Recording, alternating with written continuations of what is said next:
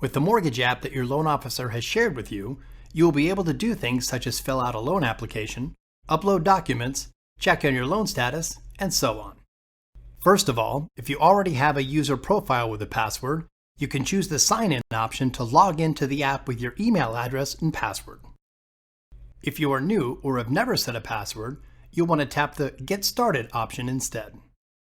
You will be asked for your email address. If we already have a user profile with this same email address, our system will take you through a brief verification process and then will help you set or reset your password.